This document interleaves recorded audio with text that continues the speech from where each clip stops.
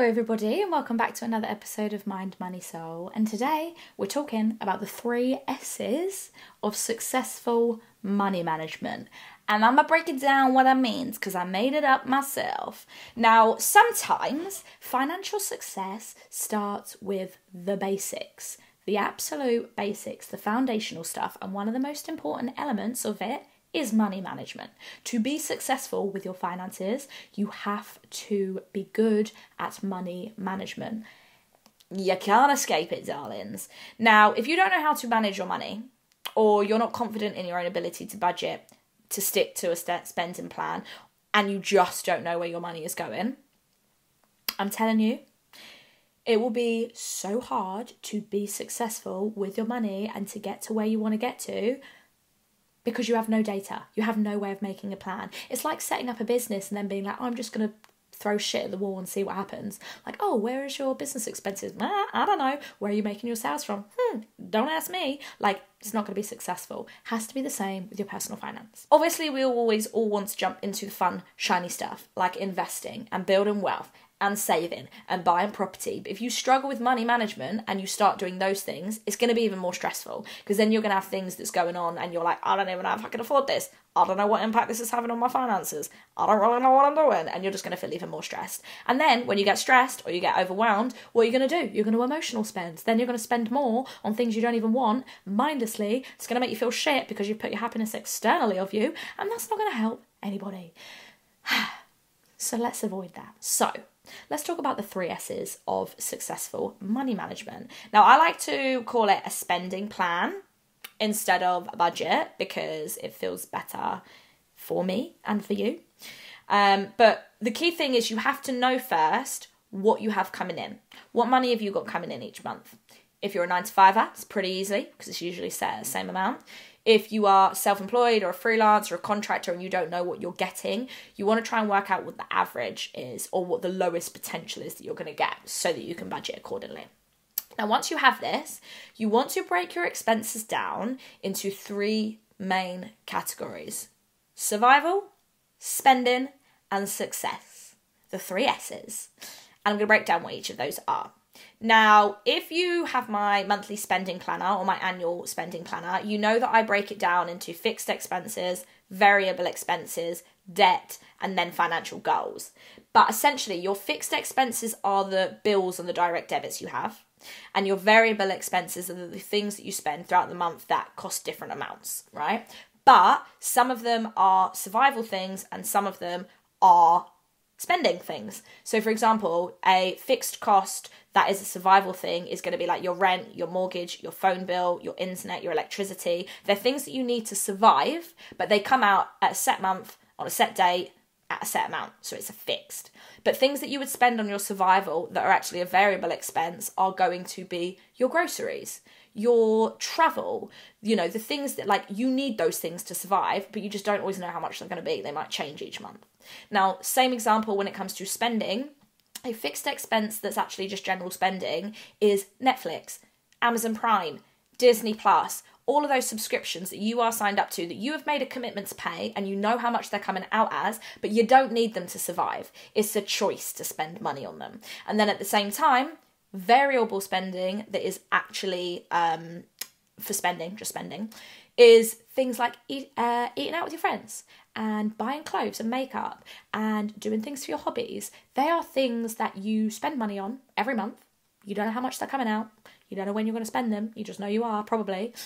So it's a variable expense, but it goes on the spending category of the 3 S's, not on the survival.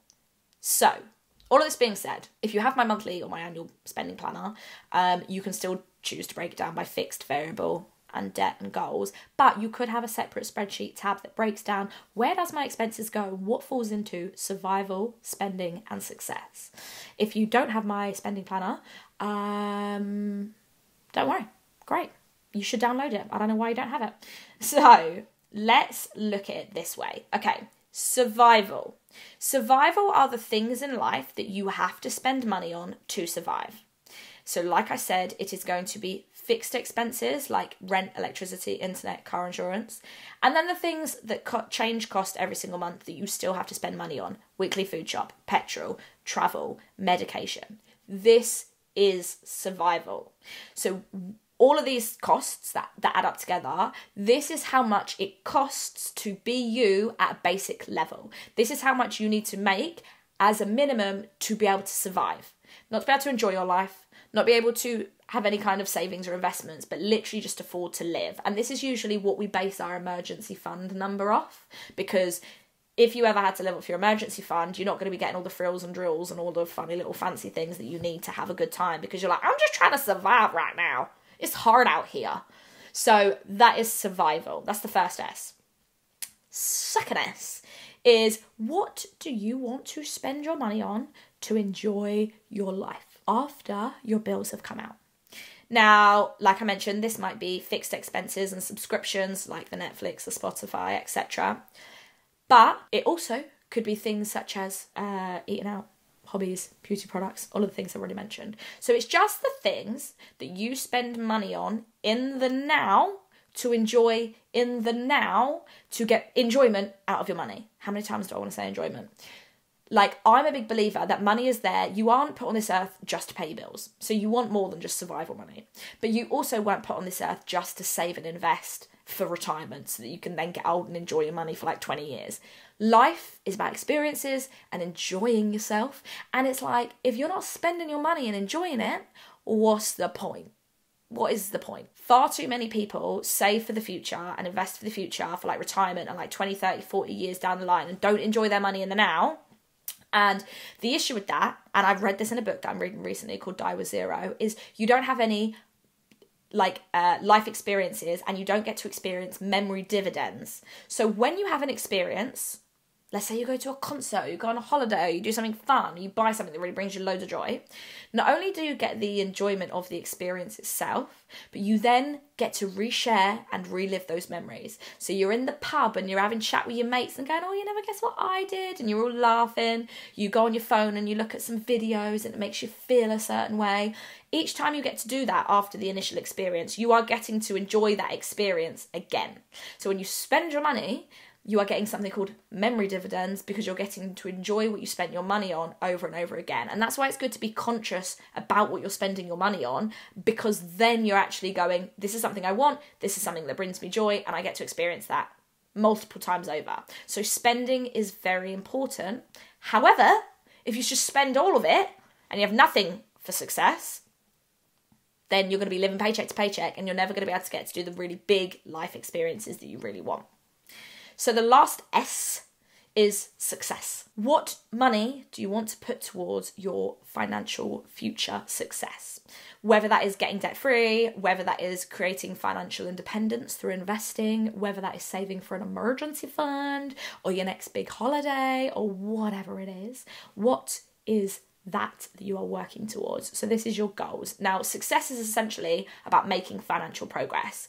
It's the future, it's how much you're spending on future you, and it's how much you are working towards that version of yourself. And I love this section because it encapsulates the paying yourself first section, but it focuses on success. I've got an emergency fund. What a success. I've just saved for my next big holiday so I don't have to put it on a credit card. What a big success. I've invested for my retirement so I can actually retire at 50. What a big success. That is what we're working towards. And where people struggle is identifying how to balance out survival versus enjoying your money in the now versus prepping for the future. They are things that people struggle with, okay? Now, I'm going to actually send around an updated version of the free monthly spending planner, which will have a tab for survival, spending, and success. So you can see kind of like what the split is. But there's no right or wrong way to answer what is the right balance. At certain points in your life, you will be spending more. At certain points in your life, you're going to be spending on survival more. And at certain points in your life, you'll be putting money towards your success more. That is okay. But what we want to do is we want to do it consciously. We want to know why you're doing it. We want to know what you're working towards. Because then you can say, I am choosing this. I am choosing to do it this way. And this feels good. And I think the key thing here as well is your money is yours. You get to pick how you spend it. You get to pick what you do with it. You get to pick where that money is going. Nobody else. Nobody can tell you what to do with it. Nobody can shame you into thinking you should be something different. And the way in which you're going to be able to enjoy your money more is going to be heightened, I believe. So if you're listening to this and you're like, I am a big spender, or I'm a big saver, it's going to help you start to identify how to make this work for you. So if a huge portion of your money is going on survival, the focus should be on increasing your income and maybe getting better deals on your bills and your expenses. So if everything's going towards survival, you want to decrease your outgoings and increase your incomings.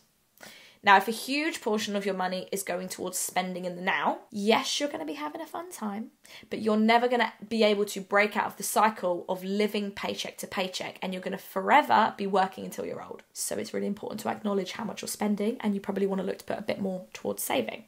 And then if a huge portion is always going on success, that's great. You're working towards your financial goals, but you want to make sure you're enjoying your money in the now. Because otherwise as well, not only will you get years down the line and be like, oh my God, I never fully enjoyed my money. Health is futile. You never know at what point you might get ill or not be able to enjoy that money. And also you run the risk of binge shopping.